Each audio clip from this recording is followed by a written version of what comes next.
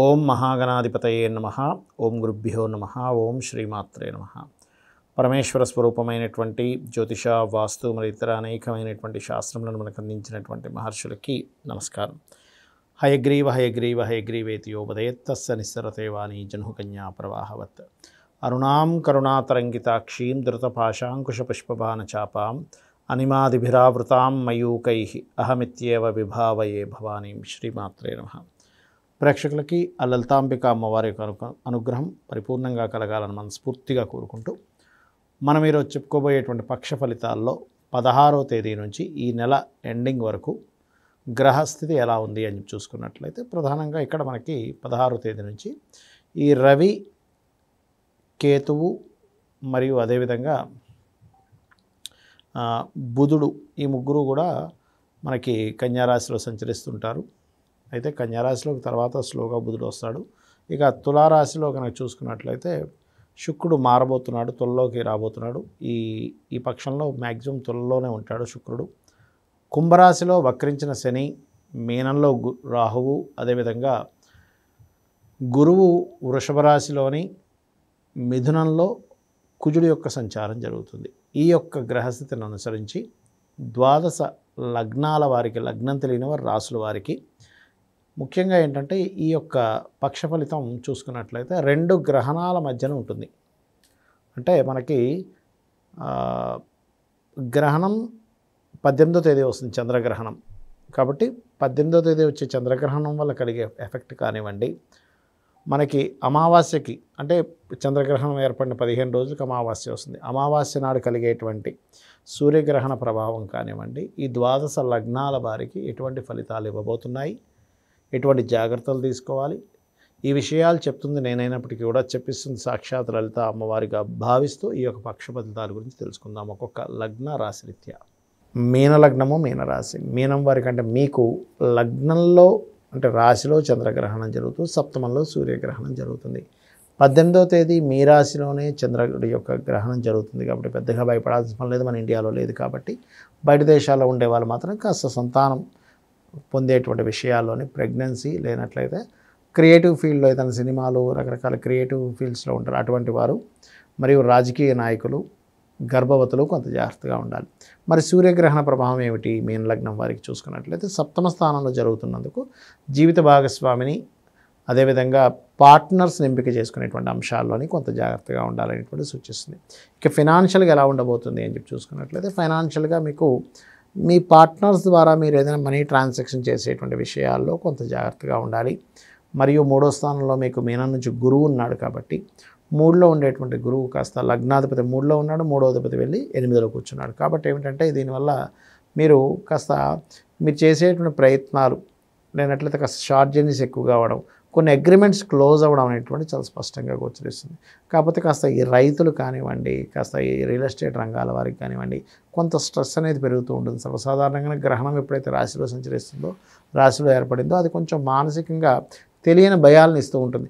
ఏది జరగకపోయినా ఏదో జరుగుతుందేమో, ఇలా అవుతుందేమో అని భయం వస్తుంది. దానికి మీరు ఏం చేస్తారంటే ఓం దుమ్ దుర్గాయ నమః అనే నామస్మరణ చేయండి, అన్ని విధాలు బాగుంటుంది. అదేవిధంగా మరొక విషయం ఏంటంటే ఇక్కడ మీ యొక్క సంతానాన్ని విదేశాలకు పంపించేటువంటి ఏర్పాట్లు కూడా కలుగుతాయి. ఆ యొక్క పనులు కూడా కొంచెం ముందుకు కదులుతుంది. కాకపోతే కాస్త జాగ్రత్తగా అక్కడికి వెళ్ళినప్పుడు ఏం చేయాలి ఏంటనేది కాస్త జాగ్రత్త చెప్పండి. ఎందుకంటే ఈ పంచమాధిపతి రాశిలో ఉంటూ చంద్రగ్రహణం జరుగుతుంది. కాబట్టి అదేవిధంగా పార్ట్నర్షిప్స్ తీసుకునేటప్పుడు ఎవరితోనైనా ఏవైనా కొన్ని షేరింగ్లో కొన్ని కొనుక్కుంటూ ఉంటాం భూములవి, అటువంటివి కొనుగోలు చేసేటప్పుడు కాస్త జాగ్రత్తగా ఉండాలి. కాకపోతే మీకు అష్టమ స్థానంలో అష్టమాధిపతి శుక్రుడు ఉండడం చాలా మంచిది.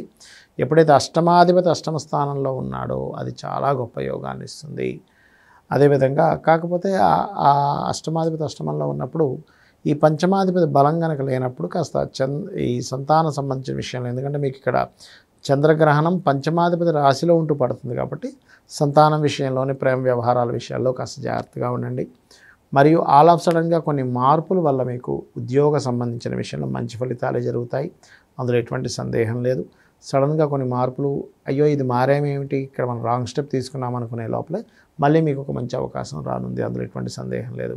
కాస్త గతంలో పెట్టినటువంటి ఇన్వెస్ట్మెంట్స్ ఏవైతే ఉంటాయో ఆ ఇన్వెస్ట్మెంట్స్ కాస్త ఇప్పుడు ఫ్రూట్ఫుల్ అయ్యేటువంటి యోగం కనిపిస్తుంది. కాకపోతే కొంత స్ట్రెస్ కూడా ఉంటుంది. ఎందుకంటే ఇక్కడ మనకి చూసుకున్నట్లయితే ఈ మీనలగ్నం నుంచి లేదా మీనరాశి నుంచి 12వ స్థానంలో వక్రించినటువంటి శని ఎవరైతే ఉన్నారో లాభం వైపు వెళ్తూ కుజుడు దృష్టి ఉంది కాబట్టి లాభం మీద శని యొక్క మార్పు అంటే శని వక్రించి వెళ్ళడము కుజుడు యొక్క దృష్టి రెండూ ఉంది కాబట్టి పర్టికులర్గా ఏంటంటే ఇక్కడ కొంతమంది చూడండి ఒకవైపు వ్యాపారం చేస్తూ ఒకవైపు ఉద్యోగం కూడా చేస్తుంటారు. అటువంటి వాళ్ళు రెండింటిని బ్యాలెన్స్ చేయాలి, కొంత స్ట్రెస్ అవ్వడం బికాజ్ ఆఫ్ రాశిలో గ్రహణం పట్టడం వల్ల. మరియు మరొక విషయం ఏంటంటే ఇక్కడ అధిక లాభాలు రావాలని అవతల వాళ్ళు మీకంటే పై అధికారులు మీ మీద కొంత ఒత్తిడి తీసుకురావడము ఇటువంటివి కాస్త గోచరిస్తున్నాయి. ఇక మీరు చేయవలసినటువంటి దేవతా ఆరాధన ఏమిటి చూసుకున్నట్లయితే మీరు రాజరాజేశ్వరి అమ్మవారి యొక్క అష్టోత్తరాలు చదువుకోండి ఎక్కువగా.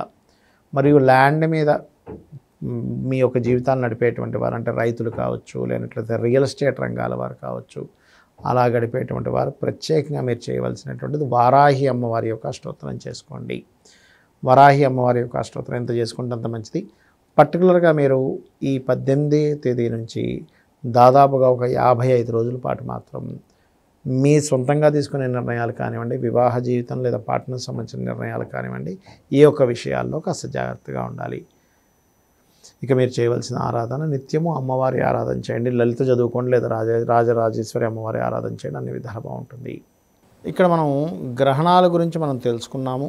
గ్రహణాల యొక్క ప్రభావం 12 రాసుల మీద ఎలా ఉంటుంది ఈ యొక్క పక్ష ఫలితాలు అని చెప్పుకున్నాము. అయితే కొంతమందికి డేట్ ఆఫ్ బర్త్లు ఉండవు. ఇక్కడ వాళ్ళకి డేట్ ఆఫ్ బర్త్ రాయరు, వాళ్ళ రాశి ఏంటో తెలియదు, నక్షత్రం ఏంటో తెలియదు, లగ్నం ఏంటో తెలియదు. అలాంటి వారు ఏం చేయాలి? ముఖ్యంగా నవగ్రహాలలో గుర్తుపెట్టుకోండి, నవగ్రహాలలో మీరు రాహువు కేతువు అయినటువంటి ఛాయాగ్రహాల దగ్గర, రవిచంద్ర అయినటువంటి ఆత్మ మనస్కారకుల గ్రహాల దగ్గర మరియు కుజశని గ్రహాల దగ్గర దీపారాధన చేయండి. చేసినట్లయితే మీకున్నటువంటి సమస్త దోషములు తొలగి బాగుంటుంది. అదే కాకుండా మనకి ఈ మధ్యలో ఇదంతా మన మహాలయ పక్షాలు కూడా వస్తున్నాయి. ఈ సమయంలో ఎవరైతే పెద్దల కోసం మీరు స్వయం పాకం ఇవ్వడం జరుగుతుందో, తర్పణాలు వదులుతారో, పిండ ప్రదానాలు చేస్తారో, మీ గృహంలో కావచ్చు, లేనట్లయితే ఏదైనా నది ఒడ్డున కావచ్చు, సముద్రాల్లో కావచ్చు, క్షేత్రాల్లో కావచ్చు, దివ్యక్షేత్రాల్లో కావచ్చు, అక్కడ ఎవరైతే చేస్తారో ఇది ముఖ్యంగా పితృదోషాలు పోవడానికి ఈ పక్షం చాలా మంచిది. ఎందుకంటే మహాలయ పక్షాలు వచ్చాయి ఈ యొక్క పక్షంలో మనకి, అది ముఖ్యంగా గుర్తుపెట్టుకోండి. అలాగే మరి కొంతమందికి ఏంటంటే ఒక చిన్న చిన్న భయాలు, ఎలాగా ఏలినాటి శని వచ్చింది, అమ్మో ఏమైపోతుందో, అర్ధాష్టమ శని వచ్చింది ఏమైపోతుందో, అష్టమ శని వచ్చింది ఏమైపోతుందో, లేనట్లయితే ఈ కాలసర్పదోషం ఉందట అని అనుకుంటూ ఉంటారు. ఒకటే గుర్తుపెట్టుకోండి, కాలసర్పదోషం అనేటువంటిది జన్మజాతకానికి అప్లై చేయకూడదు. అది కాలానికి సంబంధించినటువంటి విషయాలు గుర్తుపెట్టుకోండి. అలాగే ఇప్పుడు చూడండి, మనకి కాలంలో ఇప్పుడు రాహుకేతువులు కాలానికి మోక్షానికి కారకులు. మీనరాశిలో రాహు సంచారం జరుగుతుంది కాబట్టి మనం 9-10 నెలల క్రితం ఈ జలరాశుల్లో ఉంది, జల ప్రళయాలు ఎక్కువగా వస్తాయని, అలాగే వస్తున్నాయి కూడా. అలా ఏంటంటే కాలంలో జరిగే అంశాల గురించి రాహుకేతువుని తీసుకొని చెప్తారు. జన్మజాతకానికి కాదు, ఇది మెయిన్గా గుర్తుపెట్టుకోండి. మీ జన్మజాతకంగా చూసుకోవాల్సింది ఏమిటంటే మీ లగ్నం ఏమిటి, లగ్న బలం ఎలా ఉంది, దానివల్ల మీ యొక్క స్ట్రెంగ్త్ తెలుస్తుంది. అదేవిధంగా లగ్నంతో పాటు కుటుంబ స్థానం, ధనస్థానాలు ఎలా ఉన్నాయి, ధనం మీరు ఎందుకు సంపాదించలేకపోతున్నారు, ఏ మార్గంలో వెళ్తే సంపాదిస్తారు, మీరు చేసే ప్రయత్నం ఏ మార్గంలో మీరు ప్రయత్నం చేస్తే మీకు సక్సెస్ అవుతుంది. ఈ రకంగా ఒక భావం అని కాదు, మీరు నివసించేటువంటి గృహం 4వ స్థానాన్ని బట్టి, మీకు సంతాన అభివృద్ధి ఏం చేస్తే మీ సంతాన అభివృద్ధి అవుతుంది మీ పంచమ స్థానాన్ని బట్టి. అదేవిధంగా వివాహం కానివ్వండి, ఇన్వెస్ట్మెంట్స్ కానివ్వండి, ఉద్యోగం కానివ్వండి, వ్యాపారం కానివ్వండి. కొంతమందికి తెలియక ఉద్యోగ యోగం ఉంటే వ్యాపారం చేస్తుంటారు, వ్యాపార యోగం ఉంటే ఉద్యోగం కోసం ప్రయత్నం చేస్తుంటారు. అది సెట్ అవ్వవు. మీకు వ్యాపార యోగం, మీరు ఒక 10 మందికి ఉద్యోగం ఇచ్చే యోగంలో ఉన్నారు, అప్పుడు మీరు ఒక దగ్గర పని చేయరు, మీరు ఒక 10 మందికి ఉద్యోగాన్ని ఇస్తారు. అది జాతచక్రంలో యోగం రూపంలో ఉంటుంది మీకు. అలాగే ఇన్వెస్ట్మెంట్స్, విదేశాలకు వెళ్ళడము, ఎక్కడ లైఫ్ టర్న్ అవ్వబోతుంది, ఎక్కడ జాగ్రత్తగా ఉండాలి, ధనం ఇక్కడ అనవసరంగా ఖర్చు అయ్యే సమయం ఉంటుంది, ఆ సమయంలో కొంత జాగ్రత్త పడాలి. ఈ రకంగా ఏంటంటే మన జన్మజాతకంలో ఉండేటువంటి కాంబినేషన్స్ని బట్టి చూసుకోవాలి. అంతేగాని ఇవన్నీ వదిలిపెట్టేసి ఏదో ఎల్నాడు శని నడుస్తుందండి, కాలసర్ప దోషం ఉందండి అని పట్టుకొని, నేను 140 చిల్లర జాతకాలు అంటే దాదాపుగా 140 మంది జాతకాలు తీసుకొని, అవన్నీ కూడా విదేశాల్లో ఉండేటువంటి ప్రెసిడెంట్ల జాతకాలు, రకరకాల దేశాల్లో వాళ్ళందరికీ కాలసర్పదోషం ఉంది. మరి కాలసర్పదోషం ఉన్నటువంటి వారు ఎందుకు అంత గొప్ప స్టేజ్కి వెళ్ళారు అనేది ఒకసారి మీరు ఆలోచించాలి.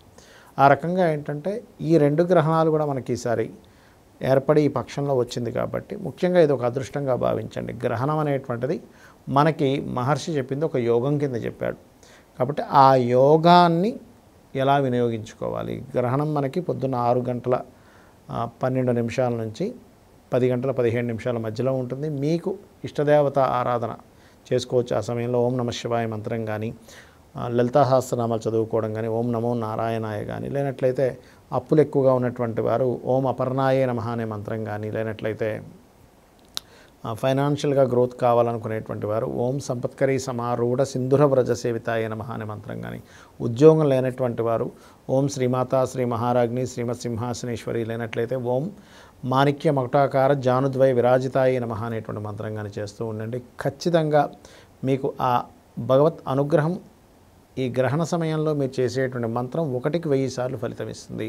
లేదా గతంలో ఎప్పటి నుంచో చేసినటువంటి మంత్రం యొక్క ఎంతకాలం నుంచి ఎంత మంత్రం అయితే చేశారో దాని పునశ్చరణ ఫలితం వస్తుంది అని చెప్తూ ఉంటారు. కాబట్టి ఇవి చేసుకుంటూ ఆ అమ్మవారి యొక్క అనుగ్రహాన్ని మీరు పరిపూర్ణంగా పొందాలని మనస్ఫూర్తి కోరుకుంటూ శ్రీమాత్రే నమః.